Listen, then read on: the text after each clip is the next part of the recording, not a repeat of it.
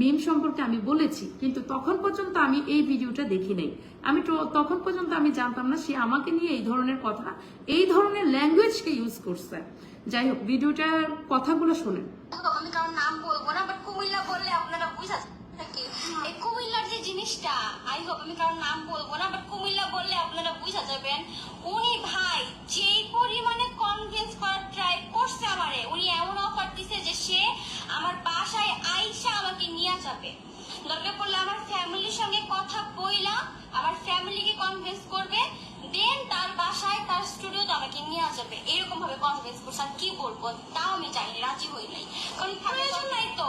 যে মানুষ আমাকে মানে আমার শত্রুর সঙ্গে মিলা আমাকে ছোট করছে, ছোট করে নিজে আইকলা বাস নিজের পিছন দিয়ে নিচে নিজে হাইটা, এখন যখন বুঝতে পারছে যে না জিনিসটা না আমার উচিত হয় নাই, তখন বললো কি সেই মানুষ আমার শত্রুরে ত্যাগ করে আবার আমার কাছে এলো, আমাকে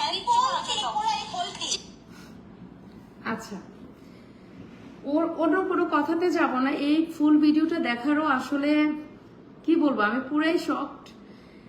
সে প্রথমে বলতেছে যে জিনিসটা, এখন কথা হচ্ছে আমি তাদেরকে নিয়ে কাজ করছি, তোমার খারাপ লাগতে পারে, পাবলিকের খারাপ লাগতে পারে, কারণ পাবলিক তোমাকে ভালোবাসে, পাবলিক তোমাকে ভালোবাসে, তোমাকে পজিটিভ জানে। সেই ক্ষেত্রে আমি তাদেরকে আনা মানে হচ্ছে সবার খারাপ লাগা, তাই না? তো এইটা তো মানে এই কি বলবো, এই জিনিসটা হওয়ার কারণে একটা ভুল বোঝাবুঝি বলো, একটা ভুল আমি করছি যে তাদেরকে এনে তোমার মনে কষ্ট দিছি, কিন্তু তোমার মনে তো কোনো কথা বলে কোনো হার্ট করে কোনো কথা বলি নাই, তোমাকে নিয়ে কোনো নেগেটিভ কথা আমি বলি নাই।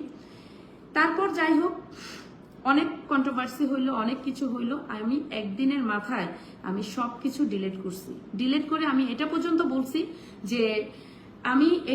বলছি যে আপনারা এই ধরনের ওদের নিয়ে আর কোনো ভিডিও পাবেন না। আমার যদি ভাইরাল হওয়ার ইন্টেনশনই থাকতো তাহলে ওদের নিয়ে আপনাদের কাছে ক্ষমা চাওয়ার তো আমার কোনো প্রশ্নই আসে না, আপনাদের কাছে ক্ষমা চাওয়ার তো কোনো প্রশ্নই আসে না।